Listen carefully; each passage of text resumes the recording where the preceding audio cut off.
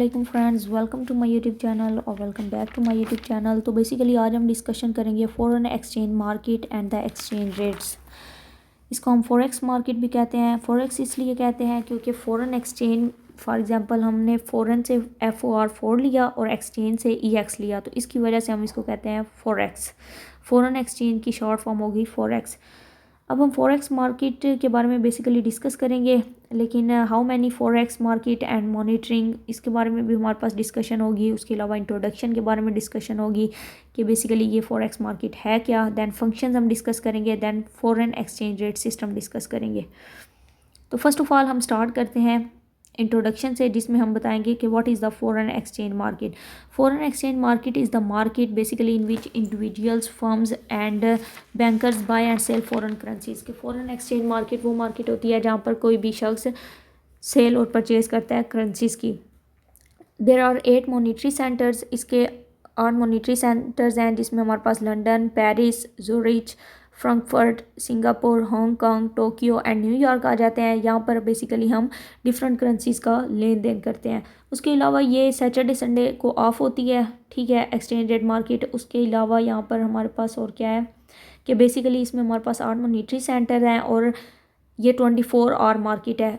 24 our इस तरह है कि जब हमारे पास 12 आवर के बाद एक मार्केट क्लोज होने, एक मॉनिटरी सेंटर क्लोज होता है, तो उसके क्लोज होने से पहले ही दूसरा मॉनिटरी सेंटर ओपन हो जाता है। तो इसलिए हम कहते हैं कि ये 24 आवर मार्केट है। यहाँ जब चाहे, जिस टाइम चाहे, आप करेंसीज का लेन देन कर सकते हैं। और यहाँ पर हर मिनट के बाद बेसिकली जो करेंसीज के रेट हैं वो चेंज होते हैं। अब अगर आप किसी फॉरेक्स डीलर से बात करें कि अब करेंसी का रेट क्या चल रहा है, तो हर मिनट के बाद वो आपको कंप्यूटर से या उस प्लेटफॉर्म से देख के बताएगा जहाँ पर ये ट्रेडिंग हो रही होती है कि अब उसका रेट क्या है, क्योंकि यहाँ पर हर मिनट के बाद तकरीबन रेट चेंज हो रहा होता है। तो ये बेसिकली इंट्रोडक्शन था एक्सचेंज मार्केट का। अब हम इसके फंक्शंस को डिस्कस करते हैं। फंक्शन में सबसे पहले आ जाता है transfer of funds and purchasing power.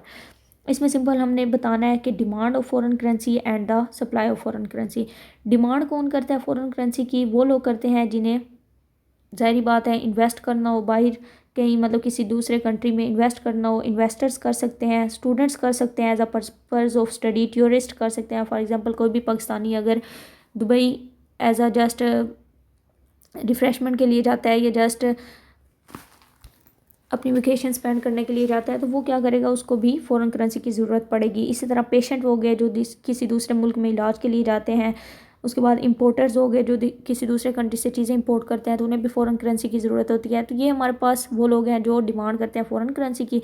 Next हमारे पास है कि supply of foreign currency. Supply कौन करता है? बेसिकली फ़ॉरेन इन्वेस्टर हो गए। अब हम एज अ पाकिस्तानी अगर बात करें, तो जो दूसरे कंट्री के लोग हैं, अगर उन्हें पाकिस्तान में इन्वेस्ट करना है तो उन्हें पाकिस्तान में वो अपनी कंट्री सप्लाई कर रहे होंगे। इस तरह ऐड होगी, मतलब हम किसी दूसरे कंट्री से कोई ऐड वगैरह मिलती है, कोई वो हमारी हेल्प करते हैं। इस तरह फॉरेन स्टूडेंट्स अगर पाकिस्तान में पढ़ने आते हैं, एक्सपोर्टर्स होते हैं, तो वो सारी अपनी जो करेंसी है वो इधर सप्लाई करते हैं, ठीक है। तो उनको हम कहेंगे सप्लाई ऑफ फॉरेन करेंसी की उनको ज़रूरत होती है। इसके डिफरेंट लेवल्स आ जाते हैं। लेवल में फर्स्ट लेवल में इमीडिएट यूज़र आ जाते हैं जिनको मतलब फौरी तौर पर चाहिए होती है। सेकंड लेवल में कमर्शियल बैंक आ जाते हैं। थर्ड में फॉरेन एक्सचेंज ब्रोकर्स आ जाते हैं, ठीक है, जो वहाँ पर काम करते हैं। एंड फोर्थ में सेंट्रल बैंक आ जाता है। इसके बाद क्रेडिट फंक्शन है इसका, और facility of hedging and speculation, इसके जस्ट नाम कर दें हैं। उसके बाद forex markets works 24 hour per day. वही बात कि इसके डिफरेंट मॉनिटरी सेंटर्स हैं और एक मॉनिटरी सेंटर क्लोज होने से पहले ही दूसरा मॉनिटरी सेंटर ओपन हो जाता है। अब हम बेसिकली डिस्कशन करेंगे एक्सचेंज रेट सिस्टम्स की।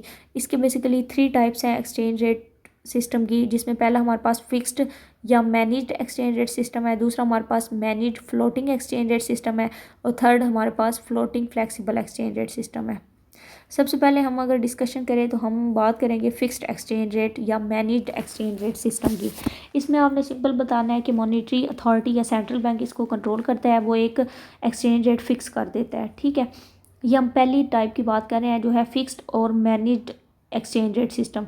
इसमें फॉर एग्जांपल सेंट्रल बैंक हमारे पास एक्सचेंज रेट डिसाइड करता है $1 इक्वल है 100 रुपीज़ की। फॉर एग्जांपल हम अगर $1 लेना चाहते हैं, ख़रीदना चाहते हैं, तो हमें 100 रुपीज़ देना होंगे। इसका मतलब क्या है कि basically exchange rate is the basically price of foreign currency in terms of domestic currency. अब हम एक्सचेंज की बात इसलिए कर रहे हैं क्योंकि हम एक चीज़ को दूसरी चीज़ के साथ चेंज कर रहे हैं, इसलिए हम बोल रहे हैं एक्सचेंज, ठीक है। कि जब हम basically price of foreign currency in terms of domestic currency की बात करते हैं तो उसको हम कहते हैं एक्सचेंज रेट। जैसे कि $1 इक्वल हो गया 100 रुपीज़ के। उसके बाद हमारे पास है how exchange rate set for this. First thing is fixed and manage exchange rate system. इसमें हम बाइंग प्रेशर और सेलिंग प्रेशर की बात करते हैं। बाइंग प्रेशर इज़ बेसिकली क्या होता है कि जब हमारे पास क्वांटिटी डिमांड ग्रेटर हो जाती है क्वांटिटी सप्लाई से, जब क्वांटिटी डिमांड ग्रेटर होगी क्वांटिटी सप्लाई से, तो इस टाइप की सिचुएशन में हमारे पास शॉर्टेज हो जाती है फॉरेन करेंसी की, ठीक है। तो हमारे पास क्या होगा कि वो बाइंग प्रेशर होगा। फॉर एग्जांपल अगर लोग ज़्यादा फॉरेन करेंसी की डिमांड कर रहे हैं लेकिन उसकी सप्लाई कम है तो वो हमारे पास होगा बाइंग प्रेशर। और बाइंग प्रेशर को सेंट्रल बैंक जो है वो डील करता है, वो इसको कंट्रोल करता है। किस कंट्रोल करता है कि वो ज़्यादा सप्लाई करता है फिर फॉरेन करेंसी की मार्केट में ताकि वो इसको कंट्रोल कर सकें। इस तरह हमारे पास सेलिंग प्रेशर है। सेलिंग प्रेशर में क्वांटिटी डिमांड लेस हो जाती है क्वांटिटी सप्लाई से, मतलब जो फॉरेन करेंसी है वो ज़्यादा सप्लाई हो रही होती है लेकिन उसकी डिमांड इतनी नहीं होती। तो इसमें सेंट्रल बैंक क्या करता है, मार्केट से चीज़ें परचेज, मतलब वो करेंसी परचेज कर लेता है। तो इस तरह वो हैंडल कर लेता है और मार्केट के जो रिजर्व हैं उसको भी सेंट्रल बैंक ही कंट्रोल करता है। उसके बाद डीवैल्यूएशन एंड रीवैल्यूएशन का कंसेप्ट है। डीवैल्यूएशन क्या होती है कि अगर सेंट्रल बैंक ने एक्सचेंज रेट फिक्स किया है $1 इक्वल टू 120 रुपीज़, ठीक है, कि एक्सचेंज रेट ये है कि अगर आपको $1 चाहिए तो आपने 120 रुपीज़ देने हैं। लेकिन क्या होता है कि price of foreign currency go up, it means there is devaluation of domestic currency but foreign currency is going up when price of foreign currency exchange rate increase, that is devaluation. In simple word आप इस तरह कह सकते हैं कि अगर central bank exchange rate decide करता है कि $1 इक्वल है 120 रुपीज़ के, तो इससे क्या है कि हमारे पास पहले हमने क्या पढ़ा था कि $1 इक्वल टू 100 रुपीज़ होगा, लेकिन अब क्या हो गया $1 इक्वल टू 120 रुपीज़ है। तो मतलब फॉरेन करेंसी अप हुई है, ठीक है, उसमें मतलब वो स्ट्रॉन्ग करेंसी हुई है, लेकिन जो हमारी डोमेस्टिक करेंसी है ना वो चीप हो गई है। तो इसलिए हम कह रहे हैं कि बेसिकली ये डीवैल्यूएशन हुई है हमारी करेंसी में क्योंकि इसे एक्सचेंज रेट बढ़ गया है। अब रीवैल्यूएशन की अगर बात करें तो रीवैल्यूएशन में क्या होता है कि अब गवर्नमेंट जो सी है वो एक्सचेंज रेट फिक्स कर देती है $1 इक्वल टू 80 रुपीज़। अब पहले हमने बात की थी 120 की, अब हम बात कर रहे हैं 80 रुपीज़ की। अब क्या हुआ है कि हमारी जो करेंसी है वो स्ट्रॉन्गर हो गई है लेकिन जो फॉरेन करेंसी है वो चीपर हो गई है। तो हम कहते हैं कि हमारी जो करेंसी है वो रीवैल्यूएशन हो गई है, मतलब स्ट्रॉन्ग हो गई है। तो इस तरह आप सिंपल वर्ड्स में इस तरह कह सकते हैं कि डीवैल्यूएशन में हमारा एक्सचेंज रेट इंक्रीज़ करता है जबकि रीवैल्यूएशन में हमारा एक्सचेंज रेट डिक्रीज़ करता है। तो इसी तरह रीवैल्यूएशन एंड डीवैल्यूएशन डील करते हैं फिक्स्ड एक्सचेंज रेट से, जबकि डेप्रिसिएशन एंड एप्रिसिएशन डील करती हैं फ्लोटिंग एक्सचेंज रेट से। अब वो हम फर्दर डिस्कस करते हैं। सबसे पहले तो हम डिस्कस करते हैं what is floating exchange rate या फ्लेक्सिबल एक्सचेंज रेट सिस्टम। इसमें बेसिकली हमारे पास दो ऑप्शन होते हैं, या तो सेंट्रल बैंक मार्केट को टोटली कंट्रोल करता है या तो सेंट्रल बैंक टोटली कंट्रोल कर रहा होता है फॉरेन करेंसी को, या तो फिर मार्केट टोटली कंट्रोल कर रही होती है। लेकिन जो मार्केट है वो डिमांड और सप्लाई के साथ भी लिंक होती है। अब इसमें हमने वही डिमांड जो करेंसी की करता है, मतलब who demand the foreign currency and who supply the foreign currency, वो बता देना है जो प्रीवियस हमने डिस्कशन की है। उसके बाद हमने सिंपल इसमें एक foreign equilibrium foreign exchange rate का ये ग्राफ है, इसको डिस्कस करना है। इसमें आपने सिंपल बताना है कि पॉइंट एच पे हमारे पास जो सप्लाई हो रही है यूरो की वो है 50, लेकिन जो पॉइंट सी है वहाँ पर हम डिमांड कर रहे हैं 350। तो इससे क्या होगा, डिमांड हमारी ज़्यादा है लेकिन सप्लाई कम है तो हमारी प्राइसेस राइज़ होंगी।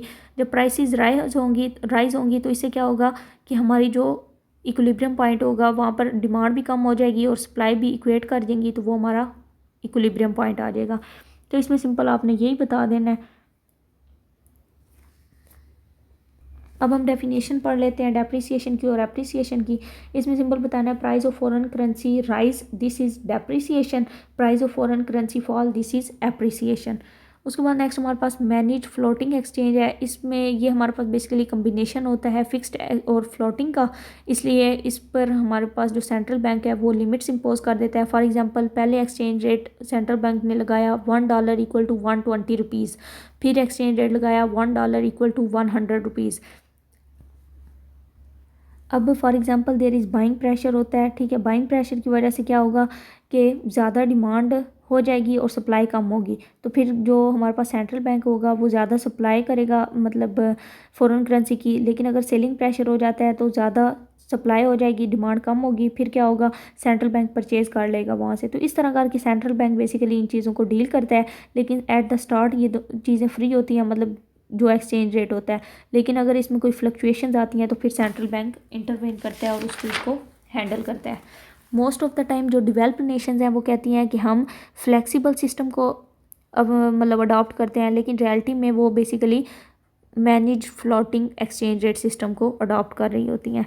कोई भी कंट्री ऐसा नहीं है जो रीवैल्यूएशन बहुत ज़्यादा हो या डीवैल्यूएशन बहुत ज़्यादा हो इसको चाहता हो, बल्कि हर कंट्री कहते हैं कि एक नॉर्मल सिचुएशन हो, क्योंकि जब डीवैल्यूएशन ज़्यादा हो जाएगी तो इससे ट्रेड बैलेंस जो सा होगा वो नहीं रहेगा। ठीक है, devaluation help to manage trade balance. One of the major contribution is inflation is your devaluation of currency.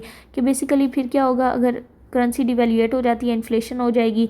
ठीक है, इन्फ्लेशन की वजह से फिर और भी बहुत सी इकॉनमी डिस्टर्ब हो जाती है। So higher fluctuations are not desirable. In simple word आप ये कह सकते हैं कि जो ज़्यादा मतलब बिग डिवेल्यूएशन हो या बिग रिवेल्यूएशन हो ये कोई भी कंट्री नहीं चाहता। यहाँ पर एक मैंने लाइन बोली है कि devaluation help to manage trade balance, ये लाइन ठीक है, लेकिन जो मैंने बोला था कि devaluation do not help to manage trade balance, ये लाइन थोड़ी ठीक नहीं है, इसको आपने लेक्चर में ऐड नहीं करना। सिंपल आपने कह देना है कि devaluation help to manage trade balance. उसके बाद नेक्स्ट हमारे पास आर्बिट्रेचर के कंसेप्ट है।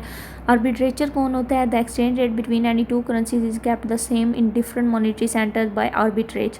सिंपल वर्ड्स में इसकी एक एग्जांपल है, वो ये है कि अगर आप सरगोदा से लाहौर की तरफ मूव करते हैं, सरगोदा में एक चीज़ 100 रुपीज़ की है, लेकिन लाहौर में आप वही चीज़ 200 की सेल कर देते हैं और ट्रांसपोर्टेशन कॉस्ट 10 आती है आपकी, और जो क्वालिटी है वो सेम है, तो आपको कितने का प्रॉफिट होगा?